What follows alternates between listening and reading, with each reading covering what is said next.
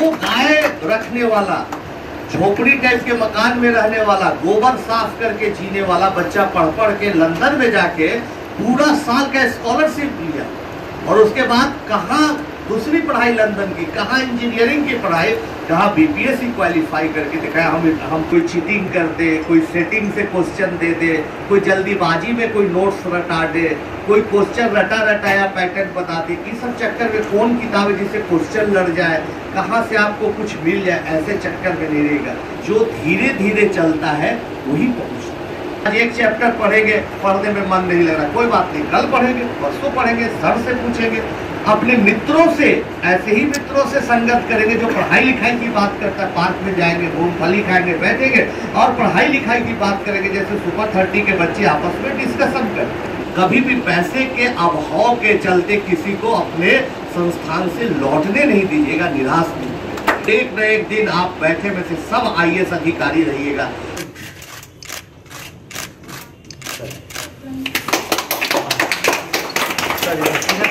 नमस्कार, आप लाइव बिहार देख रहे हैं। मैं हूं राजमोहन तिवारी। पटना में यूपीएससी और बीपीएससी के लिए सबसे कम फीस में बच्चों को पढ़ाकर अपनी पहचान बना चुके धनंजय आईएएस एकेडमी के आज दूसरे सेंटर का उद्घाटन था और मौके पर जो पहुंचे थे वो कोई पहचान के मोहताज नहीं थे। नाम पद्मश्री आनंद कुमार, सुपर 30 के संस्थापक और आज धनंजय आईएएस एकेडमी के डायरेक्टर हमारे साथ है।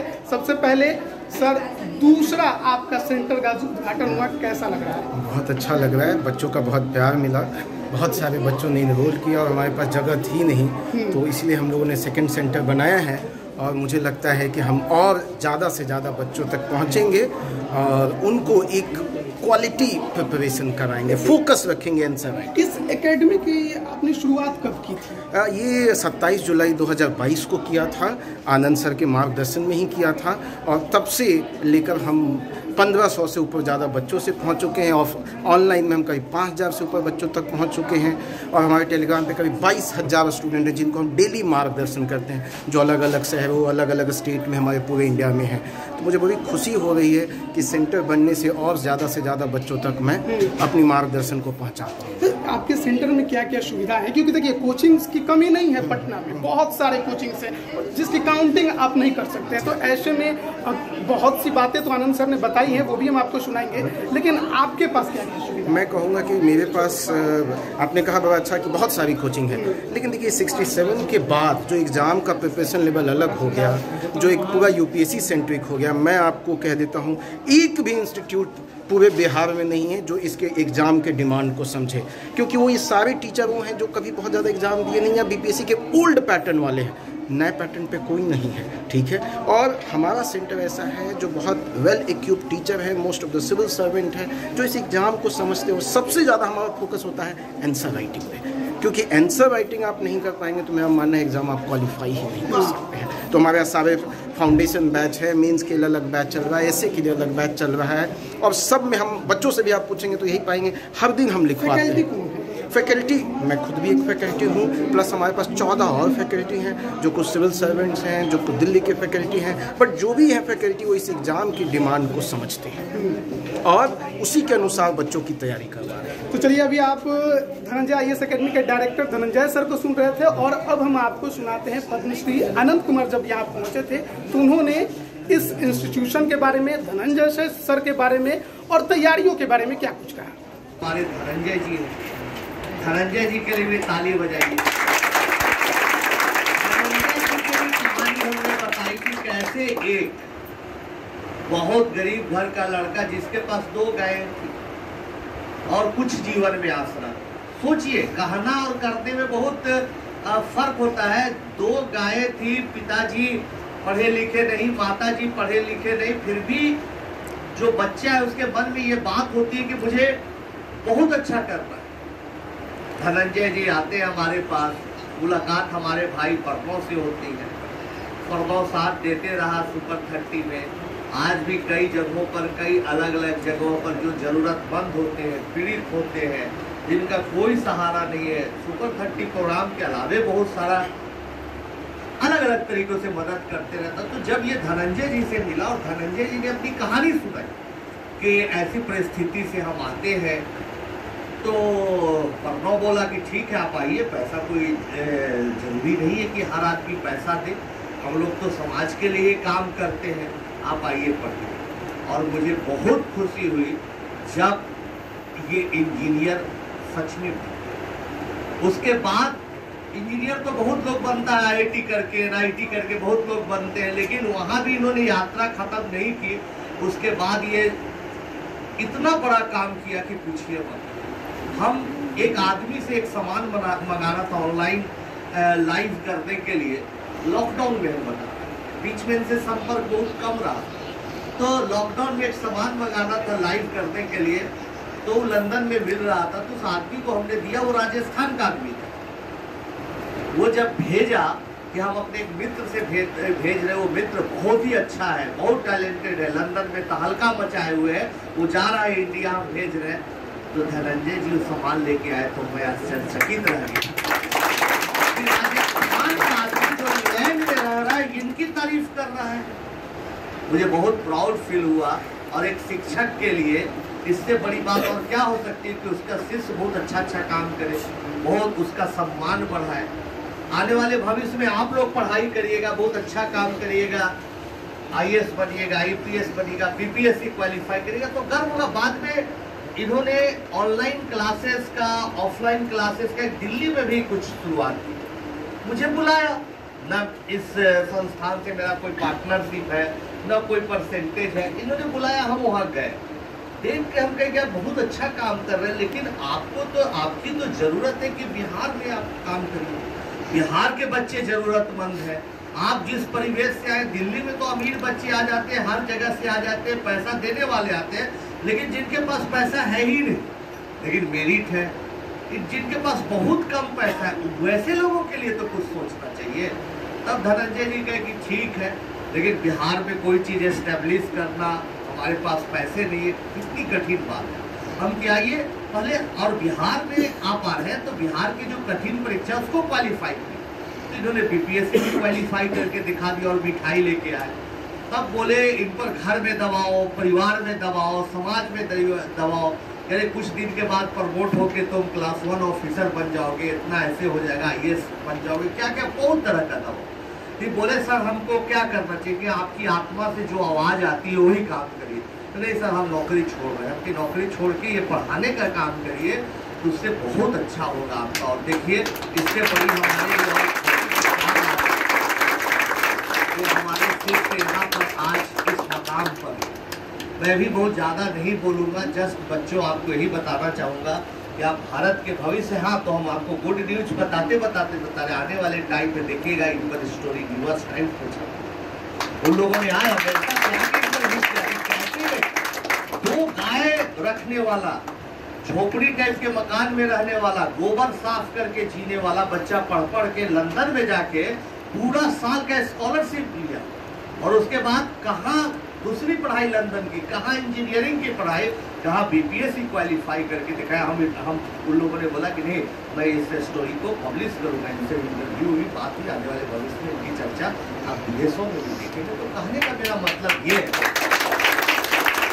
कि आप सिविल साधनों में भी मेहनत करते रहिए, धनाभाव हो, कई तरह की मुश्किलें हो, उससे घबराइए नहीं। और एक ही बात आज बोलेंगे जो हमको बाल गंगाधर प्रसाद हमारे गुरु, जो पटना यूनिवर्सिटी में प्रोफेसर थे, भी रिटायर करके, देखो आनंद एक चीज का ध्यान रखना, हमेशा बोलते हैं कभी शॉर्टकट रास्ता मत अपनाओ, मेहनत करके धीरे धीरे बढ़ना तो अस्थायित्व तो रहेगा। इसलिए दोस्तों कभी भी कोई चीटिंग कर दे, कोई सेटिंग से क्वेश्चन दे दे, कोई जल्दीबाजी में कोई नोट्स रटा दे, कोई क्वेश्चन रटाया पैटर्न बता दे, इस सब चक्कर में कौन किताब है जिससे क्वेश्चन लड़ जाए, कहाँ से आपको कुछ मिल जाए, ऐसे चक्कर में नहीं रहेगा।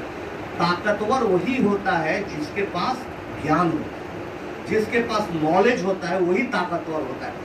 शॉर्टकट में सफलता प्राप्त करने वाला बहुत जल्दी समाप्त भी हो जाता है, इस बात का ख्याल रखिएगा। इसलिए सफलता न मिले कोई बात नहीं, आज एक चैप्टर पढ़ेंगे, पढ़ने में मन नहीं लग रहा, कोई बात नहीं, कल पढ़ेंगे, परसों पढ़ेंगे, सर से पूछेंगे, अपने मित्रों से, ऐसे ही मित्रों से संगत करेंगे जो पढ़ाई लिखाई की बात करता है। पार्क में जाएंगे, मूंगफली खाएंगे, बैठेंगे और पढ़ाई लिखाई की बात करेंगे, जैसे सुपर 30 के बच्चे आपस में डिस्कशन करते हैं। तो इसी तरह से आप अपना काम करिए और धीरे धीरे बढ़िए। और जब भी आपको लगे कि आपसे नहीं हो रहा है तो घबराइए मत। हम आए तो एक ही मंत्र याद रखिए, जब भी आपको लगे ना हमसे नहीं होगा, बीपीएससी बहुत कठिन है, यूपीएससी बहुत कठिन है, हमारी क्या विश्वास, हमारी क्या औकात। अरे भाई, इसमें तो बड़े बड़े कोचिंग सेंटर्स के बड़े बड़े लोग हैं, आईआईटी में रैंक दिए हुए लोग यूपीएससी की तैयारी कर रहे हैं, मेडिकल के बहुत अच्छे एम्स से क्वालिफाई करने के बाद आईआईटी यूपीएससी की तैयारी कर रहे हैं। हमारा कैसे होगा? तो निराश मत होइएगा, हमको याद करिएगा, जो धीरे धीरे चलता है वही पहुंचता है। एक बहुत कोरियन कहानी है, खूब मशहूर कहानी है कोरिया की। कि कोरिया में क्या हो रहा था कि एक गुरु शिष्य था, वो दोनों बहुत तेजी से जा रहा था और गांव में एक जा रहा था, नदी को पार किया और पथरीले रास्ते से एक गांव में जा रहा था। दोनों गुरु शिष्य लोग दोनों जा रहे थे, तो जा रहे थे, बहुत तेजी से जा रहे थे। तो एक राहीगीर बैठा हुआ था, संत टाइप का। कहा, भाई आप लोग इतना परेशान क्यों, इतना तेजी से क्यों जा रहे हैं? तो बोला कि भाई देखिए, ऐसा है कि रात होने वाली है, अगर अंधेरा हो जाएगा तब तो हम लोग जा नहीं पाएंगे, इसलिए पूरी ताकत लगा रहो कि जल्दी। तो नहीं, जो धीरे चलेगा वही पहुंचेगा, जो धैर्य रखेगा वही पहुंचेगा। तेज चलने वाला कभी नहीं उस गांव में पहुंचा है, कभी नहीं। तो पागल है, हम तेज नहीं चलेंगे, रात हो जाएगी तो कैसे पहुंचेंगे? चल गया आगे। फिर जाके एक और दूसरा आदमी मिला जो बेचारा अपना खेत का काम को समेट रहा था, आरी खुरपी सब पुरानी कहानी है, लेके जा रहा था। तो बोला, अरे आप लोग दोनों कहाँ भागे जा रहे? तो फलना फलना गांव में जा रहे, बहुत तेज। अरे भाई, जो धीरे चलेगा वही पहुंचेगा। दोनों गुरु चेला हंसा कि क्या ये लोग पागल है, जाओ। तो थोड़ा गाँव थोड़ा दिखाई भी देने लगा, तेजी से गया, धड़ाम से पत्थर से टकराया और गुरु का घुटना फूट गया, वहीं पर गिर गया। तब उधर से पीछे से वही किसान चलता आ रहा था। बोला, क्या हुआ क्या हुआ? उसको दया आया, उपचार करने लगा, प्राथमिक उपचार। और वही बोला कि देखो, हमने बोला था जो धीरे धीरे चलेगा वही पहुंचेगा। इसलिए हड़बड़ा के वक्त समझ लें कि चैप्टर आपको समझ में आ जाएगा, हड़बड़ा के यूपीएससी हो जाएगा। बीपीएससी है तो इनकी सरलता और महानता है कि बोलते हैं एक अटेम्प्ट का, देखो 2-3 अटेम्प्ट 4 अटेम्प्ट भी लगे ना, भी प्रयास करिए। ये तो आपको जोश भरते, अच्छा है, अच्छे से तैयारी होगी, अच्छा से कुछ होगा, एक अटेम्प्ट भी हो, फिर नहीं भी हो तो विश्वास रखिए। और ये भी विश्वास रखिए, जो बहुत जल्दी बढ़ता है उतने ही जल्दी गिरता है और फूट जाता है। इसलिए हमारा रिक्वेस्ट आपसे है कि धीरे धीरे पढ़िए, मन में कॉन्फिडेंस बनाइए।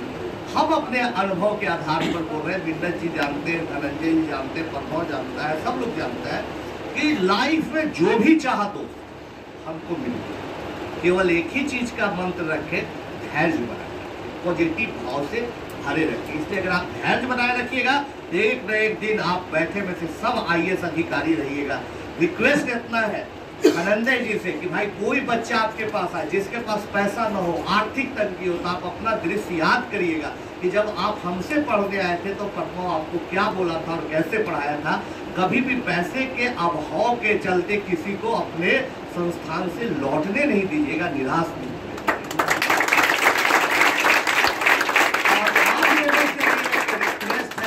है कि जब आप आईएएस बन जाइएगा, आईपीएस बन जाइएगा, बड़े बड़े पदाधिकारी बन जाइएगा, ऑफिसर बन जाइएगा, तो जो भी दबे कुचले लोग होंगे, समाज के अंतिम पायदान पर बैठे लोग, उनकी मदद करिएगा। और कभी कभी आप डीएम बन जाएगा, एसपी बन जाएगा, हम भी कोई रिक्वेस्ट करेंगे, फोन करेंगे तो काम कर दीजिएगा।